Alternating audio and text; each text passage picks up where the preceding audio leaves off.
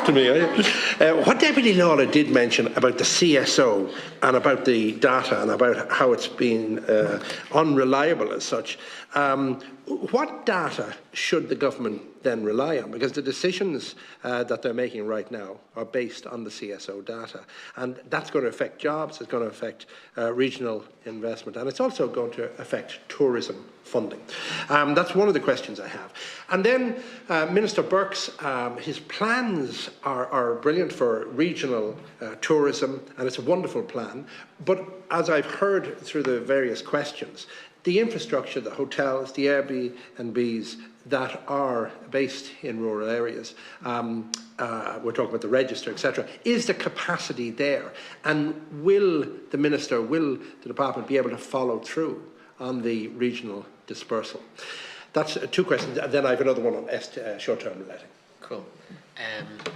Well, the CSO, I think, needs to be strengthened. So I think the government will always, and in media or whatever, they will always go to the CSO for data and statistics. But I think the CSO could use other data sources to strengthen their own data. So the obvious gap I see is bank data, kind of credit card data, because you're able to see in real time expenditure, and you're able to see it whether it's hotels or restaurants or pubs or whatever. And that data is out there. It's AIB data or Bank of Ireland data or whoever, Visa or whoever it might be. And in other countries, as I understand it, that data is used by the relevant national statistics agency. And why aren't we using it? Well, it's a good question. It's one you probably should direct to the CSO. The CSO will say that they're doing it by Eurostat standards, but I think it could be strengthened. And I think any data, like at the moment, if you're looking for, we have an estimate that tourism is worth €9 billion to the economy. That comes from CSO.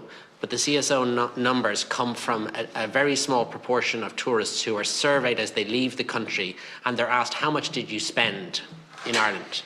So somebody, has to think over the last 10 days they spent, I don't know, €500, €1,000, whatever, and then the CSO extrapolate that out into the macro figure that we're talking about. So I think somebody mentioned it earlier that my view is that tourism, the value of the tourism economy is actually underreported at the moment, because I think you'd see that the real expenditure, and you probably get that from bank data and credit card data and point of sale data, is much more valuable. So, the new policy which you referenced, one of the key recommendations in it is that we look seriously at tourism data and try and modernise it and improve it and make it fit for purpose.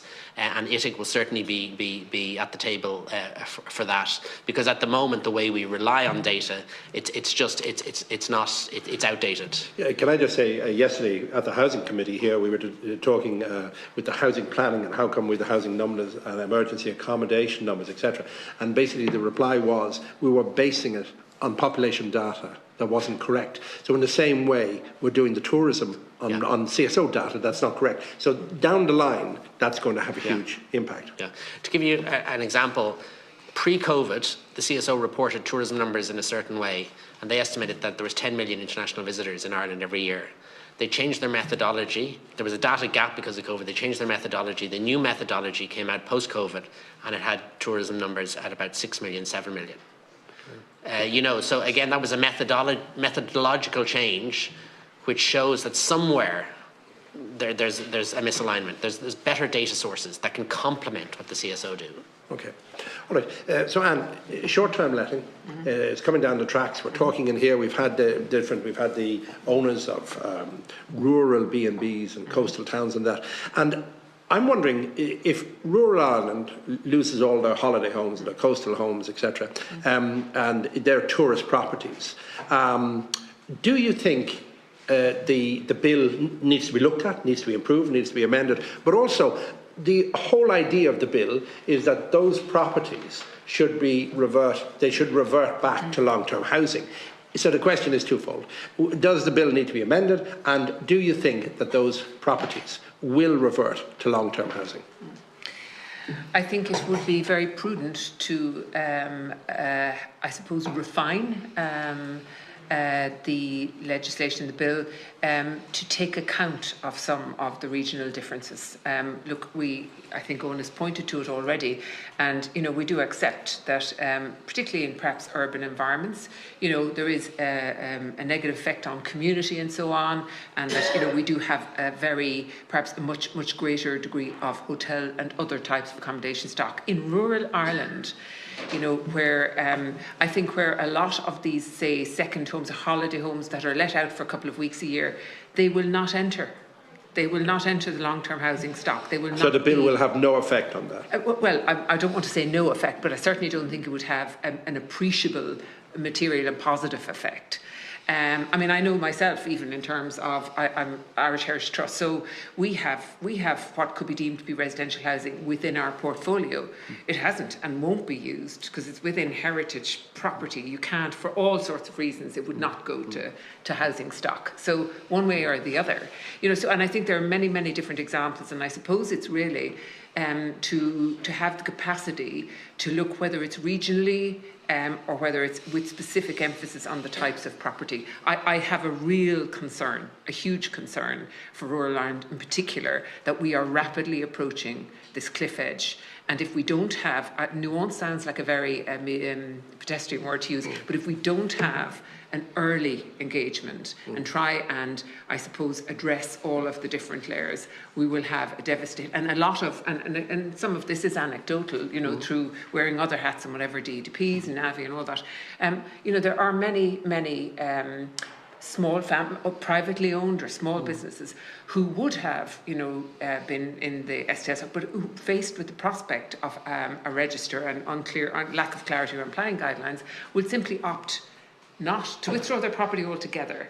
So if you don't have, particularly in rural Ireland, if you don't have accommodation options, that means footfall it may arrive eventually, but it doesn't stay. So it reduces dwell time, sorry to use the term, and it reduces spend for the wider economy. And that's the problem. So we do need that nuance. We need that nuanced approach. Okay, and the last point is about, you said there's an over-reliance on the US, okay? And we're looking at Davos today, and we don't know what this evening's news is going to be. But if there's an over-reliance, and you mentioned we're not appealing to Germany, France, we're not appealing to Europe, what could the government do to incentivise European countries like that? Well, as I say, there is a market diversification strategy which was just done kind of Q4 last year, the end of last year. So, and it was good insofar as it looked at new and emerging markets, the likes of the Indias and Chinas of this world, but also looked closer to home, and there was a review of European markets, and there's a lot of good actions in that. I think probably we need to incentivise air and sea access from those European markets. And then we have to just help the industry. Well, first of all, new investment, new product investment to create things of scale and international appeal that will appeal to those markets, but help the industry be as price competitive as possible. So, without, we sound like we're a broken clock over here, but, helping industry manage their costs so that the price point that we're offering the Irish holiday experience to a German or a French is reasonable. There's a certain segment of the market in continental Europe that now don't consider Ireland because we're deemed an expensive nation, and we need to arrest that if we can. Thank you, Ciara. Thank you very much.